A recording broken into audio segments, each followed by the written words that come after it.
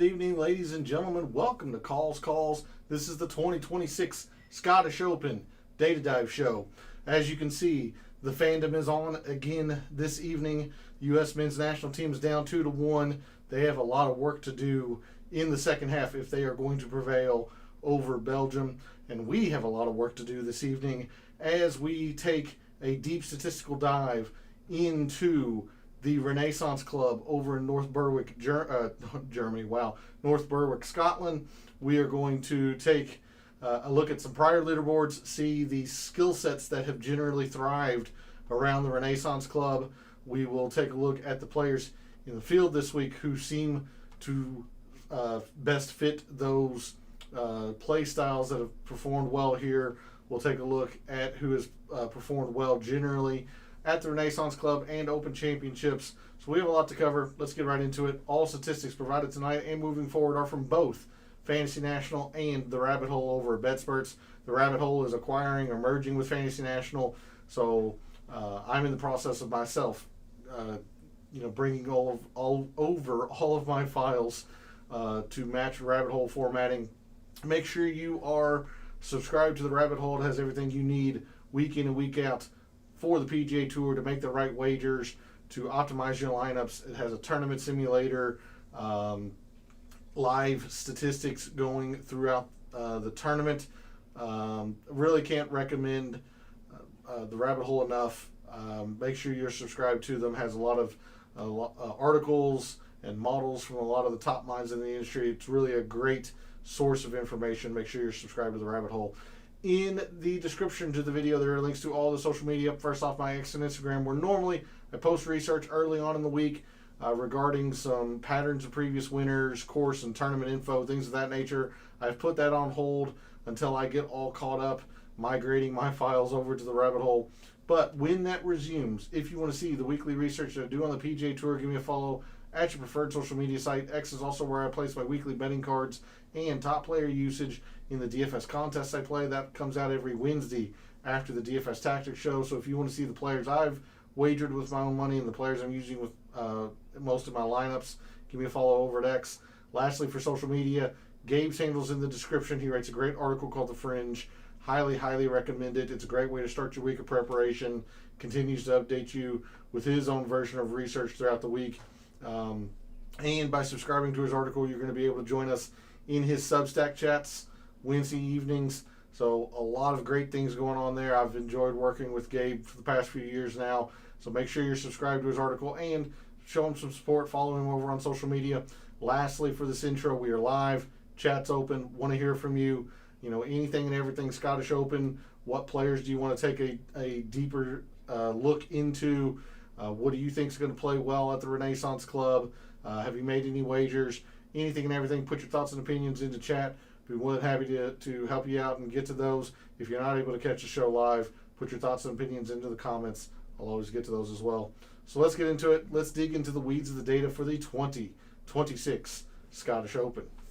We are going to start, as we normally do, on a Monday evening with the extended forecast for North Berwick and the Scottish Open. Good evening, Pre. Thanks for jumping in chat. Much appreciated. Let's sit in this camera just slightly. Do we take a long look at Harris English? Yeah, we'll absolutely do that. And any other players that we want to take a look at. Harris English wasn't somebody that stood out to me, but I can be convinced that I need to look at him longer. I made some wagers today, but I haven't really looked at DFS all that much yet. I've mostly just put in some wagers on guys that I liked their price. I went with a lot of course history type stuff, at least in terms of wagering, and then might finalize my card after we go through some things tonight. But it's good to see you in chat, Pre. Very much appreciated. The forecast for the Scottish Open and the Renaissance Club this week looks fantastic. This would be considered extremely mild by their standards. Now you can see today it looks like you would get the prototypical links style weather that you would expect. Winds into the mid-teens, Gusty winds into the 20s, maybe even 30s earlier today, or tomorrow, I should say. And then a little bit more wind on Wednesday. Thursday looks pretty calm. Maybe some gustier winds, reaching closer to 20. But really, this is very, very calm by Scotland and Irish and English standards. Friday looks just absolutely perfect. High of 70. Very, very, very little wind during the middle of the day. It doesn't look like we're dealing with much wind at all, at least in terms of a wind finder forecast. So with that, if I had to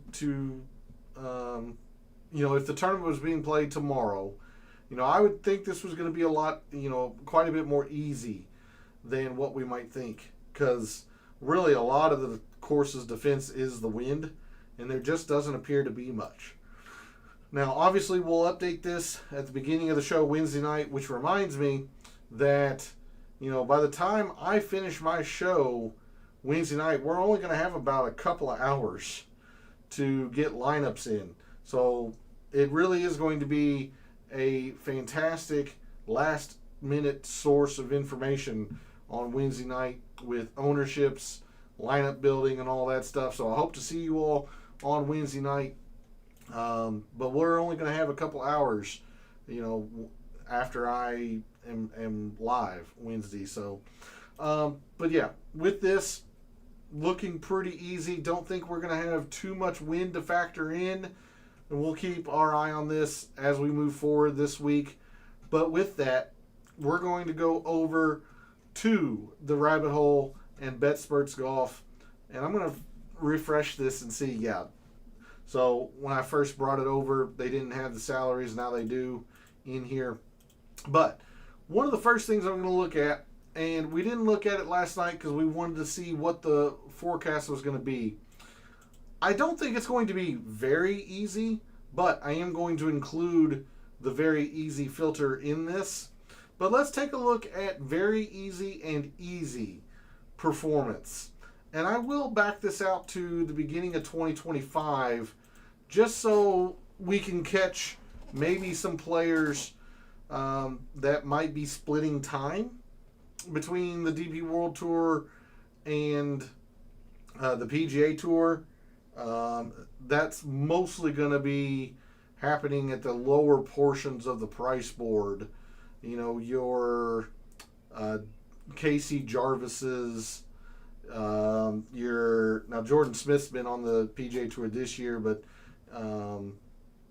your maybe Jesper Svensson's, Marco Pinge, who's been injured this year, Paul Waring, Matteo Montecero, players like of that ilk. But anyway, if that forecast is indeed holds true and the wind stays down and all that stuff, your top performers in scoring conditions that are very easy and easy in the Scottish Open field this week: Scotty, Matt Fitzpatrick, Siwoo, Tommy, Mac Meisner, Kurt Kitayama, Xander, Wyndham Clark, Matt McCarty, and Zach Bauschow are your top 10 in terms of performance when rounds have been easy.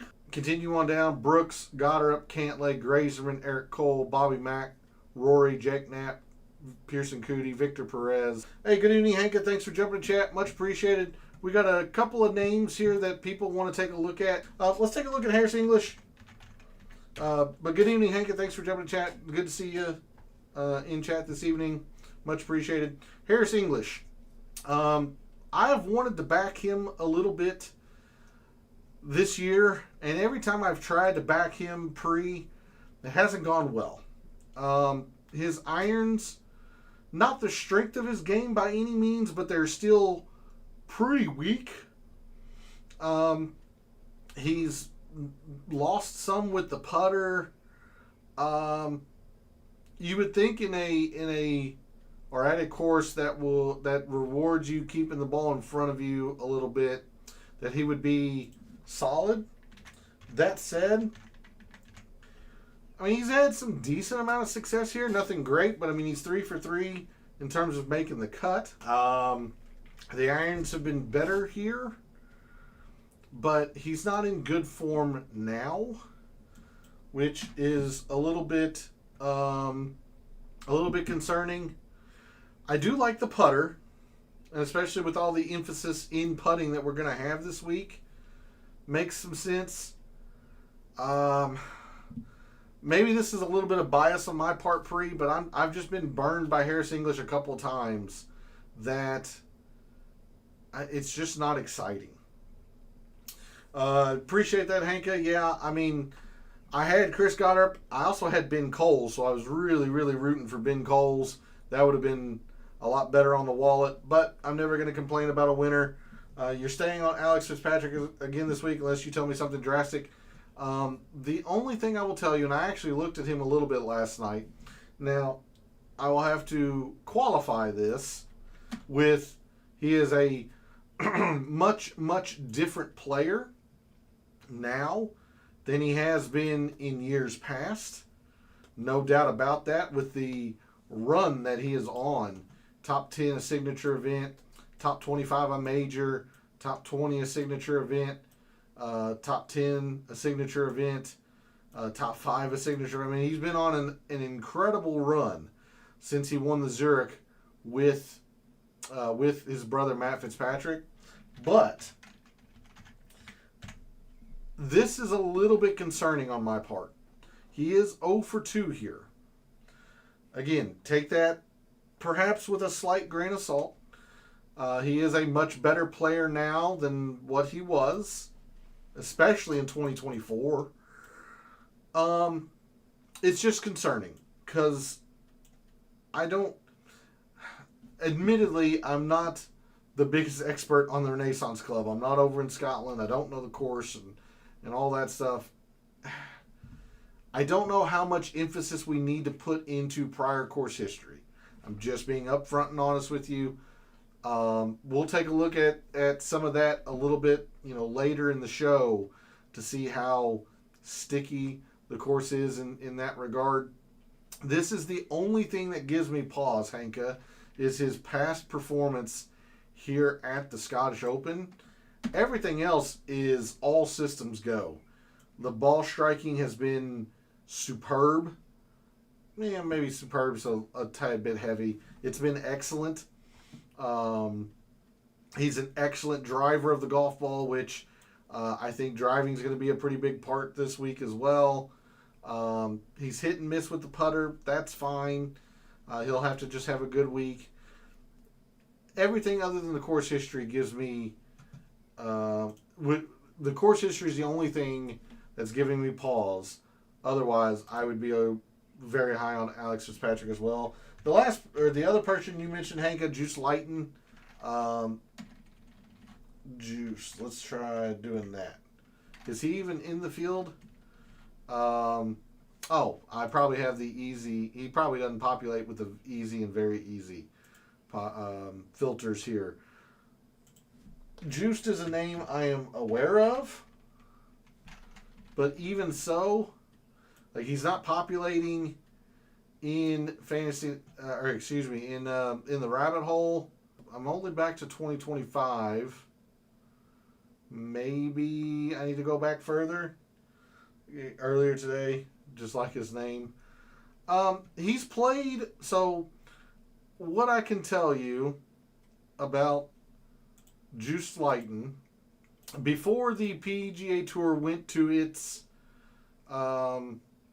current formatting, Juice Lighton was a player that would, somewhat consistently get into those WGCs.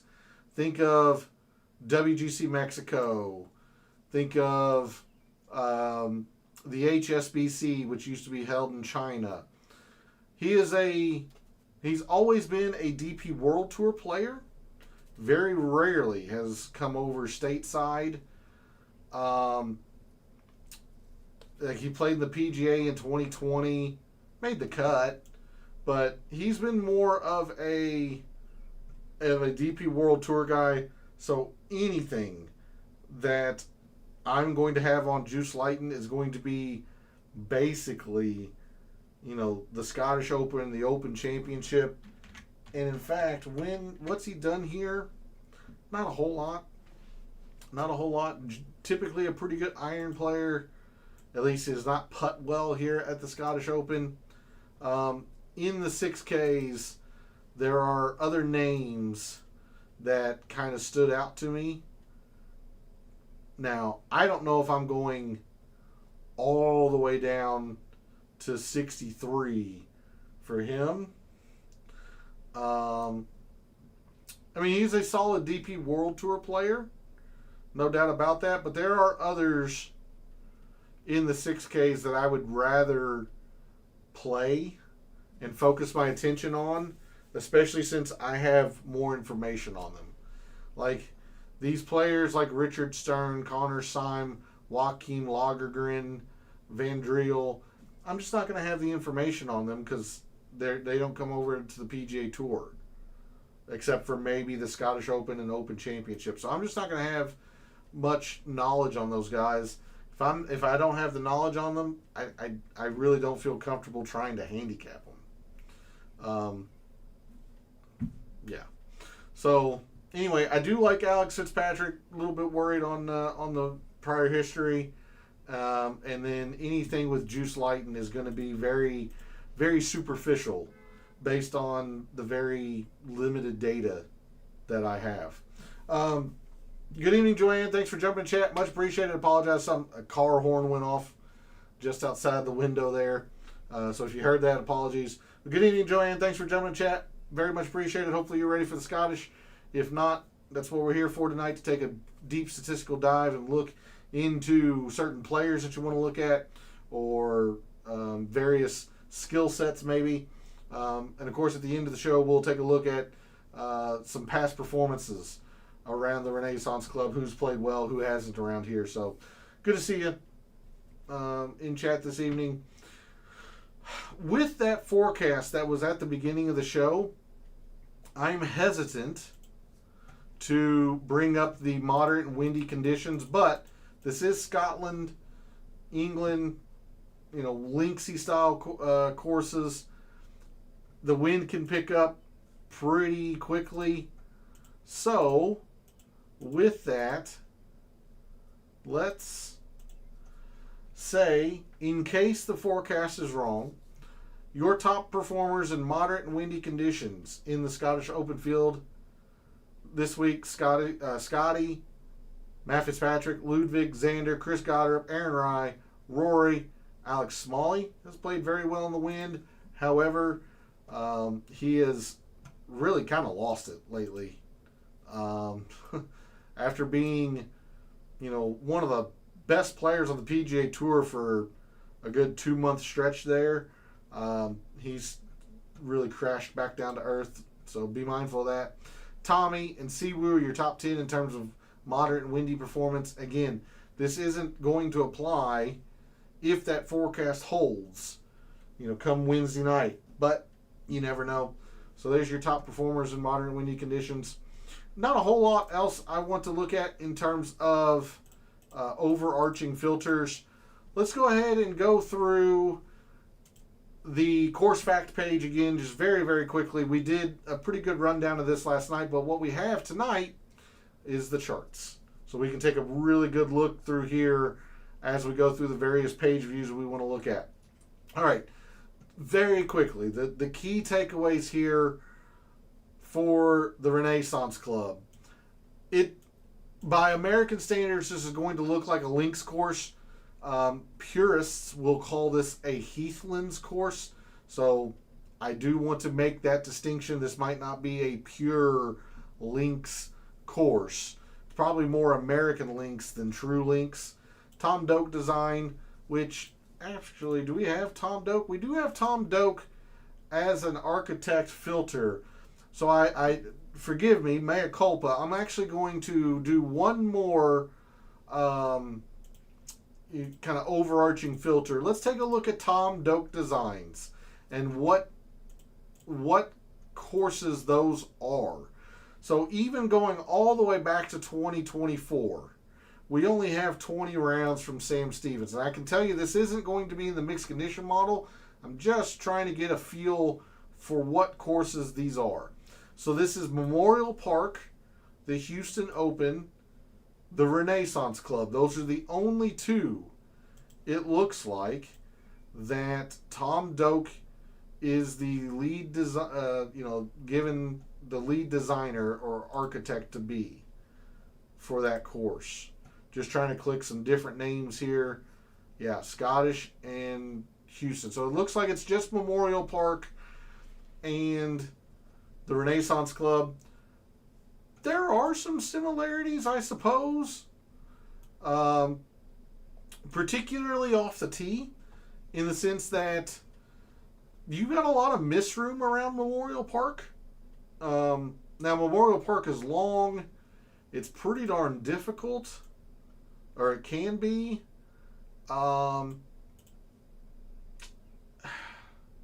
Very long, actually. Par 70. I would consider this difficult. Big greens, these are the same size greens as the Renaissance Club. Okay.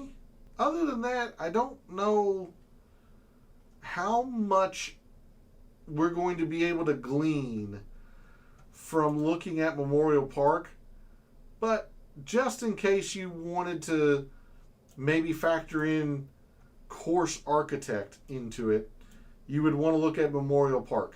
And I can see some similarities. I wouldn't go crazy with it. Maybe use it in a tiebreaker if you're between two players. But anyway, so this is a Tom Doak design. Heathlands, technically a Heathlands course type.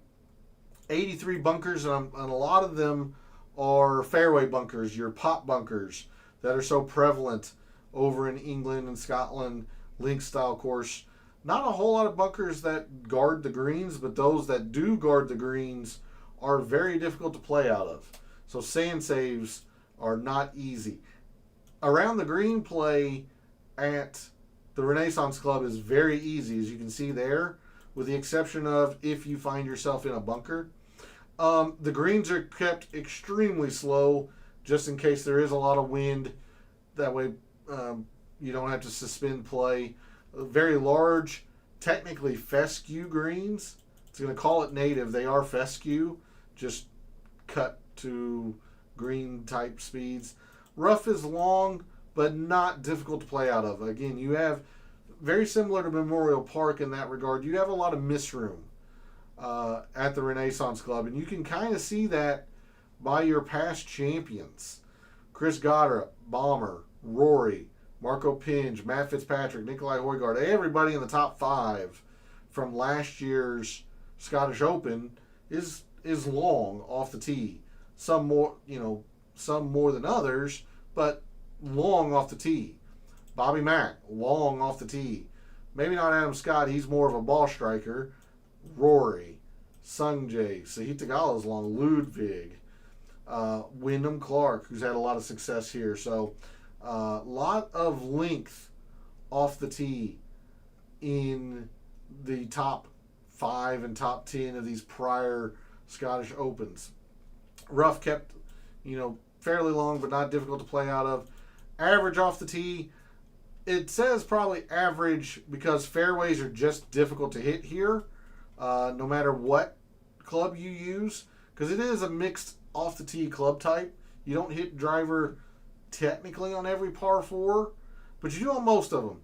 464, 493, 338 is a drivable par 4, 475, 488, 483. A lot of longer par 4s that demand a pretty long tee shot to give yourself a reasonable chance at birdie. And then you got a few of the shorter ones, 422, 418. Some players get aggressive, some players don't, but mixed off the tee club type, especially if players are trying to avoid those fairway bunkers, whether they can flat out carry all of the trouble, or maybe they want to hit an iron or a fairway metal and stay short of some of the bunkers, is a player's prerogative. But it's no matter what, it is difficult to hit the fairway. And you'd much rather be in the rough than in the pot bunkers if you're in trouble. So you are not penalized for a big miss around here. So we're going to take a pretty good look at distance. Average to gain strokes on approach. It's very easy around the green, but putting is very difficult. And we'll look at that here momentarily. So we take a look at just a few things. Driver usage, right around the PGA Tour average. I want to look at approach shot distribution. We looked at this last night, but you get a marginal amount of more approach shots from 150 to 175, basically right at the PGA Tour average. But look at the 175 to 200, 25% versus an 18.5%, and then your 200 plus 25%. So half of your approach shots are from over 175 yards in some capacity. So we're going to look at a lot of long iron play this week. So when we look at the charts here for the Renaissance Club, off the tee, slightly less to gain than the PGA Tour average. You get a lot more 320 plus yard drives. Accuracy, not a big deal. Missing the fairway is not a big deal so long as you're not in a fairway bunker. Fairway width, 32.5 yards here. We'll take a look at a few things off the tee, mostly distance related. Approach, you see the real punishing thing is the fairway bunkers. They are set up to be a true penalty shot. Greens, even though they're large, 7,000 square feet here at the Renaissance Club, they are hit slightly less often than the PGA Tour average. Not easy to hold these greens. It's not really that much of a detriment to play from the rough. As you can see, you actually hit greens from the rough a little bit more often than the PGA Tour average. Where it comes in is proximity. And of course, we're going to be looking at 175 plus. Overall proximity much higher. Proximity from the rough is a little bit higher. Some few less birdies are better. Around the green, very easy. It's very easy on the short grass. Again, it's just bunkers. So any around the green that we look at, I probably want to just look at I probably would just look at around the green overall, honestly, because you only have a 10% bunker or 11% shot percentage from hitting a bunker shot around the green. It doesn't happen very often around the Renaissance Club. Players are just going to have to be creative in the way they play their around the green. So somebody like Victor Hovland, who his around the green game has gotten better, but he still generally just prefers to play, or he's best in around the green from the rough, where he can just kind of chop it out like everybody else has to. Whereas you get players like a Spieth, like a Patrick Reed, like a Hideki, that are creative around the green. A Justin Thomas that can play multiple different types of shots. Those are the types of players that you want to focus on with the around the green. Your creative players that can play multiple types of shots. Putting, big deal. It's very difficult. Now, it's not so bad beyond 15 feet, but it's double the difficulty from 0 to 5 feet. 5 to 15 feet's no bargain. We're going to take a long look at putting. Probably some 3 to 5 feet, some 4 to 8 feet. 3-putt avoidance, a lot higher here. We might take a look at some 3-putt avoidance, things of that nature. With the forecast, I am inclined to look at birdies or better. Now, Xander only won at -7 in 2022, but that's when the wind was howling, it was cold, it was rainy. We don't have that forecast. I would not be surprised if we see a 20 under, 22 under. Again, just going off the forecast that we looked at with those very calm winds. if the wind's not blowing here, I think it's going to be pretty easy. So hopefully this gives us a pretty solid idea at the types of players that we want to focus on this week. We'll go over to Off the Tee. Take out this Tom Doak design. Bring us back into let's go 2025, because I want to take a look at a specific thing. And I looked at this last night and it looked awesome. Did some more digging today. I really like this metric and filter combination. So when there is a low missed fairway penalty, meaning guys are allowed to spray it wherever they want, essentially. I know that's not totally true, but go with it for a second. Your top off the tee players when there's a low missed fairway penalty. Jesper Svensson, Aldrich Potgieter, Chris Gotterup, your defending champion, Scotty, who's had a T3 and a T8 here, Nikolai Højgaard, who had top 5 here last year. You're starting to see a whole lot of correlation with the performance of these players and this metric and filter combination. In fact, Nikolai's got 2 top 10s at the Renaissance Club. Pearson Coody, Minwoo Lee wins in 2021. Siwoo, Rory, who wins, 2023. A lot of correlation here.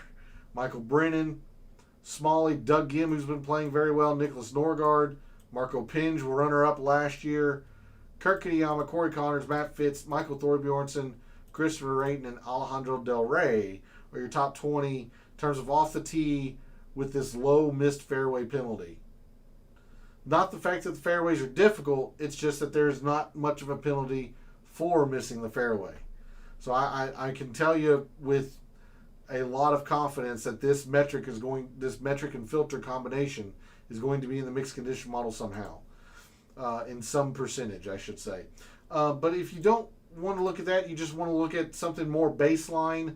Your top off the tee players, last 24 rounds, Rory, Michael Brennan, Doug Gim, not known as an elite driver. He is an elite iron player, but he's just been very solid with his off the tee game lately, which shows with 6 straight top 30s. T31, I'm going to round it up just to make it nice and easy. 6 straight top 30s, gaining all of them off the tee. He's actually spiking a little bit with the putter, which has always been his bugaboo. I don't know. Doug Gibbs, interesting, I should say, at 7,400. Johnny Kiefer, Scotty, Xander, Chris Rayton, Tommy Fleetwood, RNP, and John Rahm are your top 10 off the tee the last 24 rounds. Ludwig, Jesper Svensson again, Kurt Kitayama, Kevin Yu, Gotterup, your top 15, so on down. Something else I'm going to factor in quite a bit this week is driving distance, not carry distance, because this is links style golf. Maybe not a true links course, but links style golf. You got some ground game that you can play. So your top driving distance players, Rahm, Rory. Actually, let's go all rounds just to make it easy. Rahm, Puig, Nicholas Norgard, Angel Iora, Potgieter, McIlroy, Jesper Svensson, Michael Brennan, Chris Gotterup, Dylan Fratelli are your top 10 in terms of just pure driving distance. I'm not going to be worried about total driving. I'm not worried about driving accuracy. In fact, I'm just going to cheat just a little bit. Let's go over to Microsoft Excel here just very quickly. This is these performance of your top 25 or 30 players or so at the Scottish year over year. This is right at PGA Tour average. You can see how consistent the approach has been. Your top 30 players are averaging gaining a half a stroke per round on approach, and it's been very consistent, so we obviously aren't going to ignore the approach. Putting has been a pretty big deal. I'm more curious on this total driving. 54, that feels a little bit high. Total driving average for the PGA Tour of the courses I've put in. Again, this is why I tell you in the intro, I'm still trying to get caught up. Migrating all of my data from Fantasy National to the rabbit hole. But of the courses that are in here, which is everything played to this point, average is about a 51. So total driving is not a big deal. Distance from edge of fairway is not a big deal. I just wanted to look at that just very, very quickly. The only thing we might look at elsewise is the approach shot distribution, but we took a pretty good look at that already. So, coming back over to the rabbit hole, that's why we're just going to look at off the tee. We're going to look at driving distance. You know, if the data suggested we looked at total driving, I could have done that. Data doesn't suggest that we need to do that. Don't think distance from edge of fairway matters because there's not a big rough penalty for missing the rough. Missing the fairway, being in the rough, even if you are extremely wide. So, yeah. All right, let's go ahead and move on over to approach. And again, as a viewer, feel free to ask if you want to take a deep dive into a particular player, a skill set. That's what we're here for tonight, is take a statistical scrutiny of these players this evening. Your top approach players in the field at the Scottish Open in the field this week, past 24 rounds. Scotty, Tom Kim. There's the guy you mentioned, Henka, Alex Fitzpatrick, who, again, other than his past performance here, he's played great. Wouldn't have any qualms about playing him. Patrick Cantlay, Kirk Kitayama, JJ Spawn, Brant Snedeker, 6,600 Snedeker has been great with the irons lately. Matt Fitzpatrick, John Perry, and Johnny Keefe are your top 10 in terms of irons. Terrell Hatton, Rye, Hubbard, Ludwig, Wyndham Clark, Rayton, Lowry, Siwoo, Eric Cole, and Matt McCarty are your top 20. I need to give some credit to Shane Lowry. He's been playing a little bit better than what I would have thought. No outstanding performances. You know, top 25, top 25, top 25. But it's just the putter that's let him down. He's actually been really good ball striking lately, which was a surprise to me. But he has been. He's been solid ball striking wise. And we all know about his acumen for this style of golf. Top 15 here, his only trip. He didn't ball strike it well, but he's obviously very comfortable on these greens. You know, come Wednesday night, if Shane Lowry doesn't have a whole lot of ownership on him, might be something to take a long look at.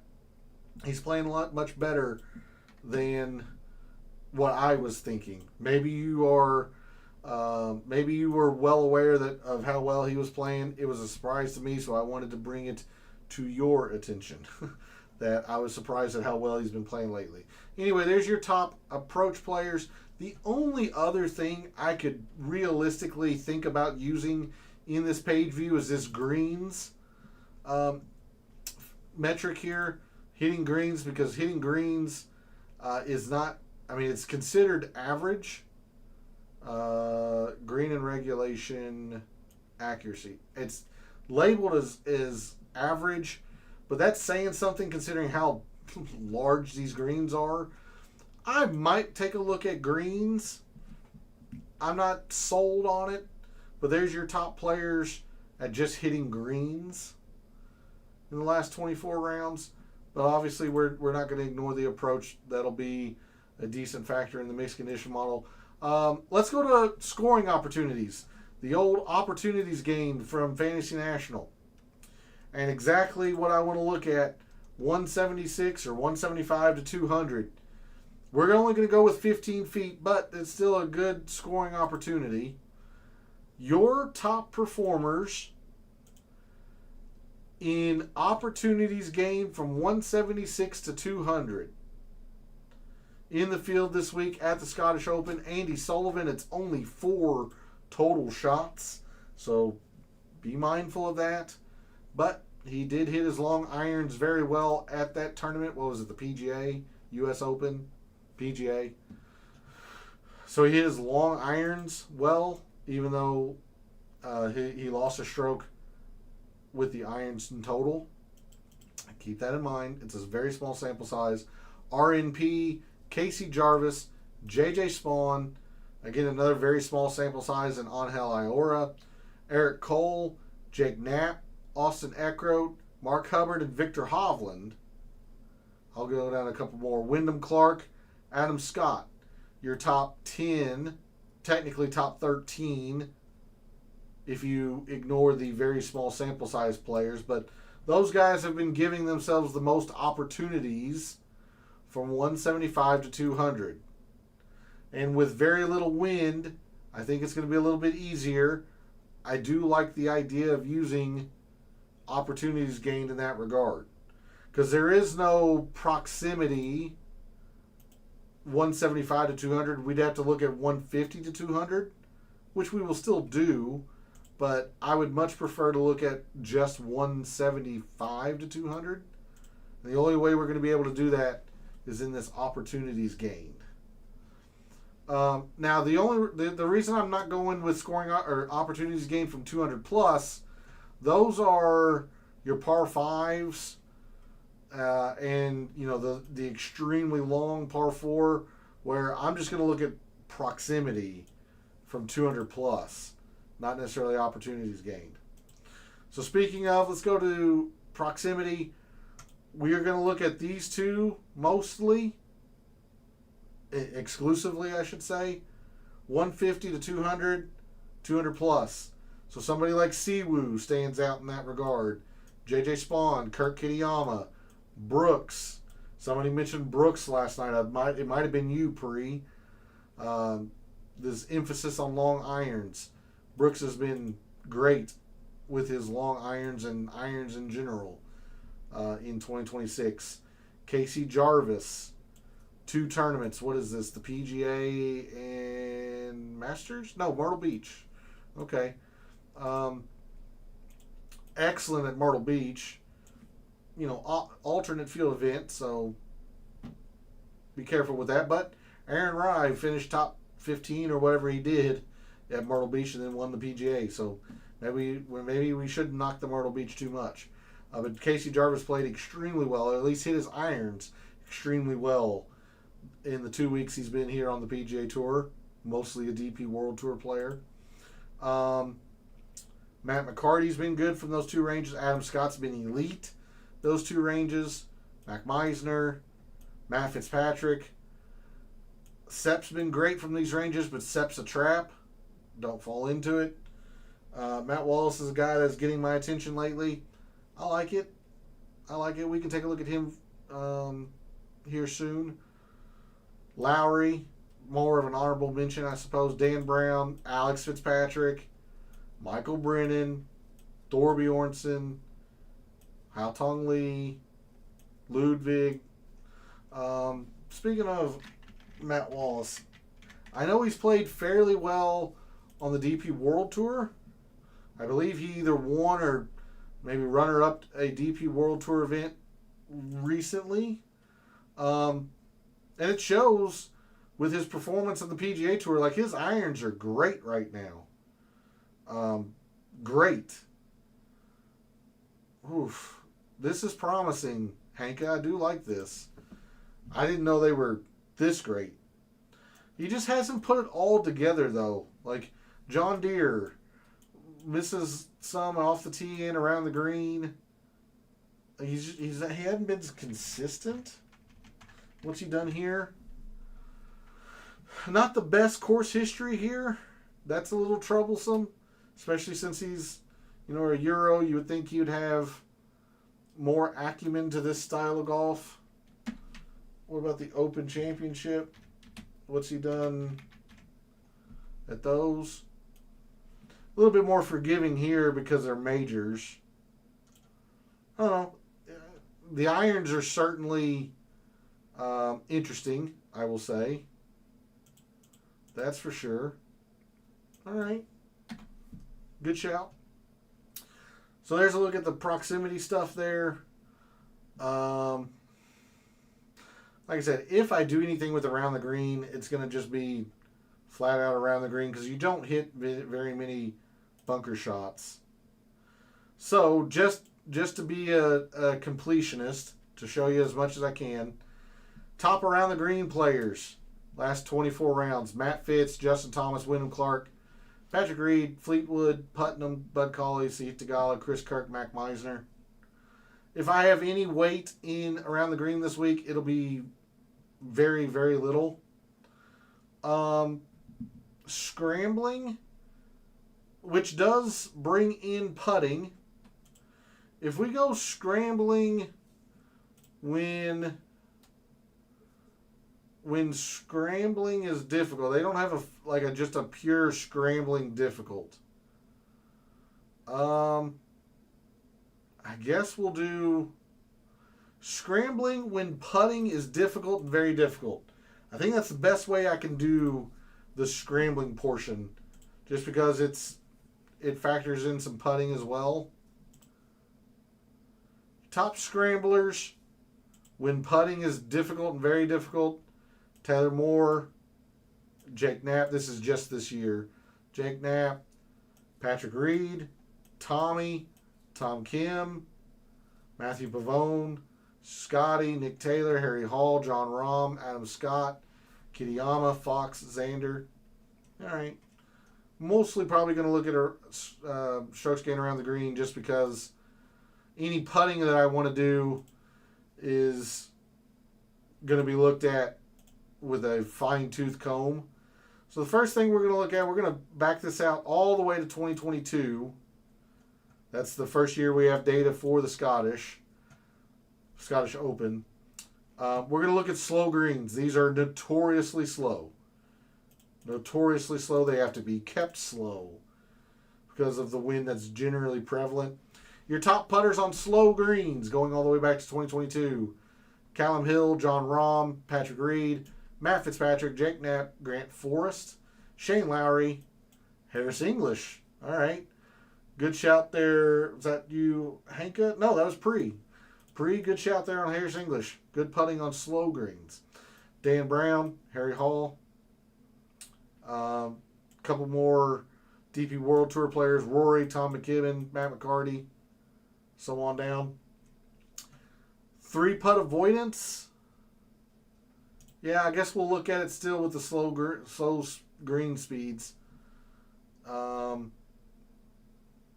lot of DP World Tour players up here that you would expect. Adam Scott, Sudarshan, Eric Cole, Patrick Reed, Kevin Roy, Austin Eckroat, Goddard, Xander. Okay.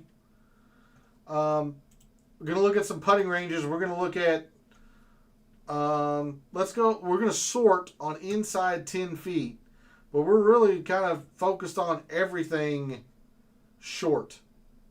The Renaissance Club is unrelenting when you are from close range, and really from 5 to 15 feet. It's very difficult as well. So we'll just look at kind of inside 10 feet here.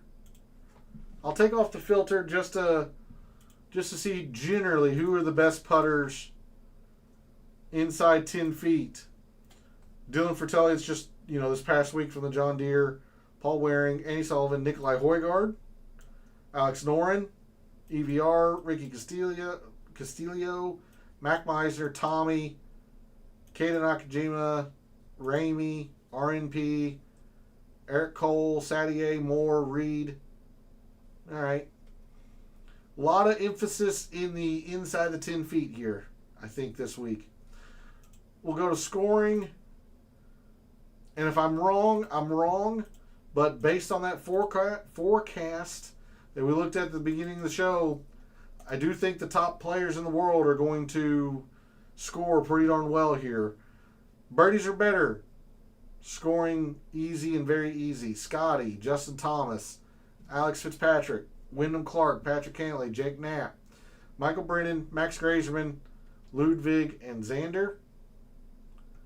Siwoo, Matt Fitz, Tommy Fleetwood, Eugenio Chisara. I think that's how you pronounce that. Cootie, Kitayama. Top 15 or so. Yeah, I think that's good for now. Let's check and see how these players have done at the Renaissance Club.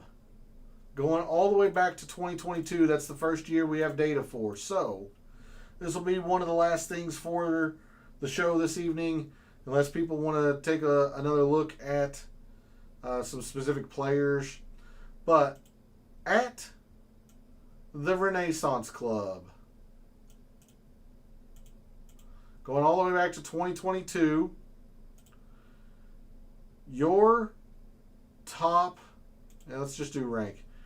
Your top total performer has been Rory, who's been great here.